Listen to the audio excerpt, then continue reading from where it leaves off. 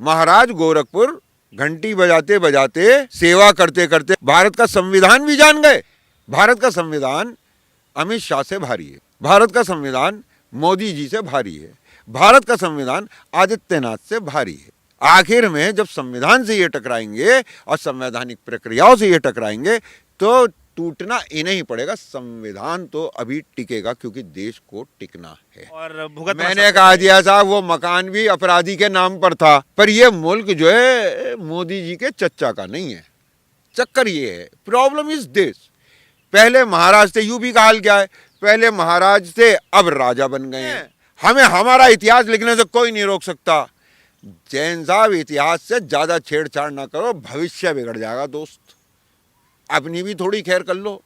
अब ये सोच रहे हैं कि अब हम सबसे ऊपर आ गए, हम थूकेंगे और मुंह बचा लेंगे, नीचे जाके गिरेगा, मुंह पे आ जाएगा भाई साहब। जिसका कहेंगे मंत्री जी उसका घर गिरा दूंगा। तो भाई तेरे पास संविधान की दी हुई ये ताकत नहीं है।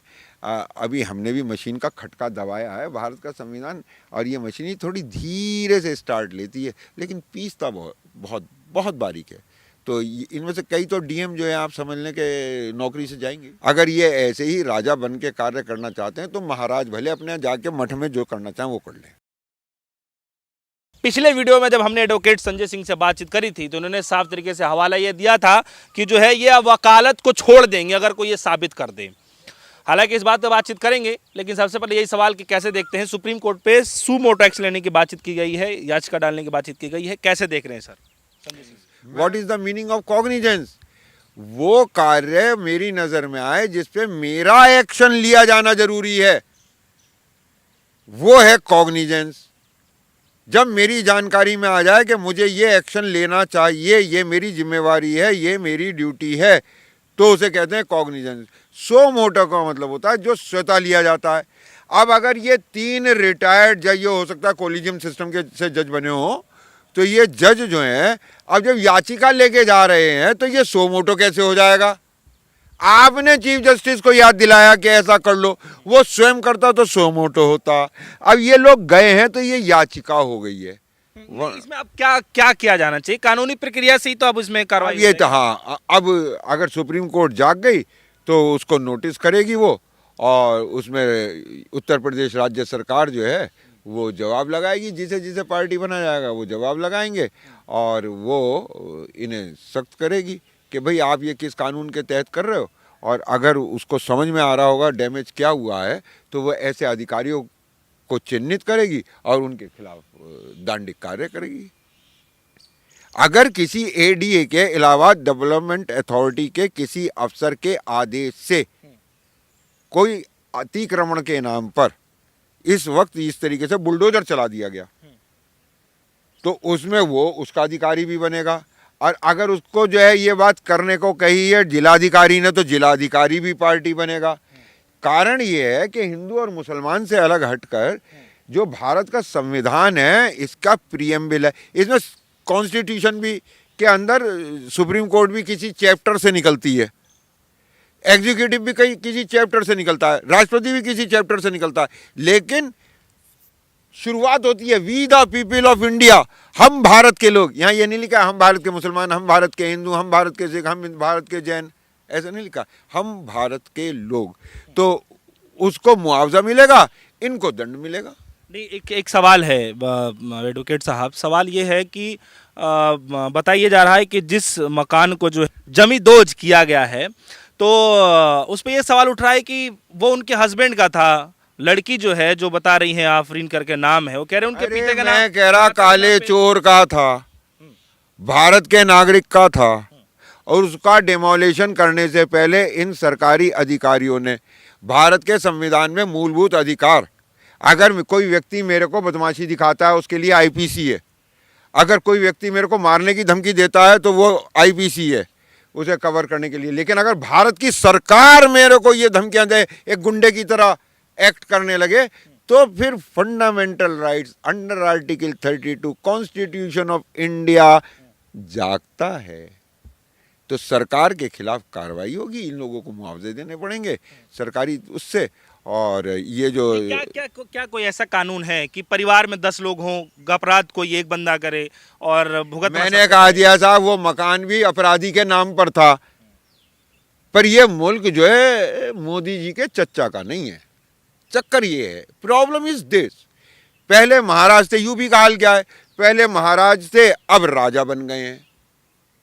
महाराज गोरखपुर घंटी बजाते बजाते, सेवा करते करते भारत का संविधान भी जान गए। Doctor B R. अंबेडकर की पूरी की जिंदगी, उनके नेतृत्व में सैकड़ों एक से एक बड़े काबिल इंसान की जिंदगी जिस चीज में गुजर गई, उसको बाबा जी घंटी बजा के, तो ये असंवैधानिक कार्य हो रहा है। महाराज से राजा के रोल में आने के लिए इनको संविधान परमिशन नहीं देता। अगर ये ऐसे ही राजा बन के कार्य करना चाहते हैं तो महाराज भले अपने जाके मठ में जो करना चाहें वो कर लें। अच्छा, एक सवाल ये भी उठता है कि बार बार एनएसए का जिक्र किया जाता है, क्योंकि आप कानूनी प्रक्रिया को बखूबी समझते हैं, तो जो एनएसए लगाया जाता है कब कब और किस माहौल में लगाया जाता है, क्या कुछ बताना चाहें? राष्ट्रीय सुरक्षा को कोई खतरा हो जाए, किसी के कार्य से कोई खतरा हो जाए, किसी आदमी से, अपराधी से कोई खतरा हो जाए राष्ट्रीय सुरक्षा को, तो जिलाधिकारी लगाते हैं। वो बताएंगे, चिन्हित करेंगे कि भाई इसके ऊपर एनएसए लगना चाहिए। तो उसमें ज़्यादा कोई बड़ी प्रॉब्लम नहीं है। प्रॉब्लम सिर्फ इतनी सी है कि आईपीएस तो है जिले का एमबीबीएस डॉक्टर, एसएसपी, पूरी जिंदगी उसने छोटी आंख बड़ी आंख, छोटी आंत बड़ी आंत, ये सब पढ़ा। और डीएम है वेटनरी डॉक्टर, पूरी जिंदगी by education, by qualification, by profession वो डीएम बन गया है। अब ये दोनों डॉक्टर मिलके एनएसए लगवा देंगे। जब पुलिस कमिश्नर पे कार्रवाई नहीं हो रही दिल्ली की, खैर मुझे थोड़ी उम्मीद है, क्योंकि अभी मुझे किसी ने बताया कि जो उनका एडवाइजर अभी नया एक्स्ट्रा उन्हें जिम्मेवारी दी गई है, तो वो मैं उन्हें स्टूडेंट लाइफ से जानता हूँ and he is very capable. और उस वक्त भी नोट्स और कॉपीज़ वो बड़े अच्छे से संभाल के, और कमरा भी बहुत अच्छे से मेंटेन करके वो रहते थे, बड़े स्ट्रगल करके वो यहाँ तक पहुँचे हैं। तो वो अब उनके सलाहकार हैं, तो वो उनको नेक सलाह देंगे। तो पुलिस कमिश्नर अपने ये सलाहकार चेंज कर लें, बस विधिक सलाहकार इनको ये बता दें कि मन मर्जी से नहीं चलना गुरुजी, चलना इससे है। क्योंकि चक्की अगर जरा सी भी उल्टी घूम गई तो ये डीएम तुमने कभी देखा है कि ये, और पुलिस कप्तान हाईकोर्ट में पेश होते हुए क्या होता है? जरा ड्रेस कोड से बाहर चला जाए, जज क्या हाल करता है कुछ पता है? ये साहब भारी तो हैं, न्यायालय के सामने तो समक्ष सब एक हैं, सब बराबर हैं। तो इस वजह से अब कुछ कार्रवाई इस तरीके की होनी चाहिए कि ये अपने विधिक सलाहकार बदल लें। आपको भी लगता है वकील, और एनएसए जो है वो भी विधिक सलाहकारों की राय पे लगाएं, क्योंकि देखिए एनएसए कोई साधारण कानून नहीं है, और डीएम के ऊपर विधि का शासन लागू करने की जिम्मेवारी दी गई है। बस थोड़ा सा तकलीफ ये हो गई है कि अब लोग सरकार के मंत्री के आदेश को, और ख़ास तौर से लिखित में नहीं मौखिक आदेश को, भारत का संविधान मानते हैं। बस दिक्कत ये आ गई, थोड़ी सी सुधारनी पड़ेगी। अच्छा, एक सवाल है यहाँ पे कि उत्तर प्रदेश में जो हाल ही में जो भी कुछ देखने को मिला, जैसे हिंसा होती है तमाम तरीके से, प्रयागराज हो, तमाम जगहों पे, सवाल यह है कि बहुत जगह से वीडियो क्लिप्स ऐसे आ रहे हैं जिसमें पुलिस जो है पीटते हुए नज़र आ रही है। तो लोगों का ये सवाल है कि क्या ये पुलिस के पास वो अधिकार है कि जो है पहले ही पिटाई शुरू कर दे और वीडियो वायरल कर दे? मतलब ये वो टेरर फैलाने के लिए है, और एक बहुत बड़े वर्ग के, अब मान लो ये वीडियो एक मुसलमान ने देखी तो उसके दिल में आक्रोश आएगा, और अगर यही जैन साहब ने देखी, गुप्ता जी ने देखी, अग्रवाल साहब ने देखी, शर्मा जी ने देखी, मिश्रा जी ने देखी, तो इनमें बहुसंख्यक के दिल में बड़ी ठंडक सी पड़ती है, सही पीट रहे हैं, सही सही। तो ये दोनों असंवैधानिक कार्य कर रहे हैं। और जहाँ तक पिटाई की मैं आपको बताता हूँ कि आज पुलिस लाठी, कभी नदी में ऐसा होता है कि कभी तो आदमी नाव पे होता है, कभी नाव आदमी पे होती है। जो करते हो आप वही भरते हो। आप ये मानकर चलिए कि वर्तमान ताकतें जो कहती हैं उसका उल्टा करती हैं। अखंड भारत के नाम पर ये जिस समाज को और जिस भारत को बनाना चाह रही हैं, उसमें अखंडता आखिरी चीज़ होगी, ये खंड खंड हो जाएगा। एक आखिरी सवाल वकील साहब, क्या आपको भी लगता है कि जो बुलडोजर चल रहा है बेबाकी से, उससे जो है क्राइम रुक पा रहा है। बेबाकी से नहीं, बदतमीजी से। और क्राइम से क्राइम को ख़त्म करने की कोशिश कर रहे हो। देखो एक बात बताऊँ मैं, क्रिमिनल को तो स्टेट कभी भी निपट लेगा। एक अच्छा एसएसपी आ जाए, वो थानेदारों को सही रखे तो जिले में से अपराध कम हो जाता है। एक अच्छा थानेदार आ जाए, वो अपने थाने को और कोतवाली को सही से मेंटेन कर ले, अपने मातहतों से सही से काम ले ले, कानून के हिसाब से बदमाश सब हवा हो जाते हैं। लेकिन जब सरकार ही ये काम कर रही हो, जब डीएम ही जिले का सबसे बड़ा बदमाश बना हुआ हो कि जिसका कहेंगे मंत्री जी उसका घर गिरा दूंगा, तो भाई तेरे पास संविधान की दी हुई ये ताकत नहीं है। अभी हमने भी मशीन का खटका दबाया है, भारत का संविधान, और ये मशीन थोड़ी धीरे से स्टार्ट लेती है, लेकिन पीसता बहुत बहुत बहुत बारीक है। तो इनमें से कई तो डीएम जो है आप समझ लें कि नौकरी से जाएंगे, 100% जाएंगे, जैन साहब बचा नहीं पाएंगे। भारत का संविधान अमित शाह से भारी है, भारत का संविधान मोदी जी से भारी है, भारत का संविधान आदित्यनाथ से भारी है। आखिर में जब संविधान से ये टकराएंगे और संवैधानिक प्रक्रियाओं से ये टकराएंगे तो टूटना इन्हें ही पड़ेगा। संविधान तो अभी टिकेगा क्योंकि देश को टिकना है। और ऐसे हालात में जब ऐसे सवाल उठते हैं कि सरकार तो सबको एक समानता देखती है, जब भी कोई योजना आती है तो सबके लिए एक समानता जो है दिया जाता है, तो फिर कानून भी सबके लिए एक जैसा होना चाहिए, तो कहाँ इसमें भेदभाव का मतलब कैसे मतलब आपको अगर भेदभाव नहीं दिख रहा, नूपुर पे क्या कार्रवाई हुई? यहाँ एक प्रोफेसर पकड़ा गया था, उस पार्टी से पर निकाल तो दिया ना उसको। Okay, very good.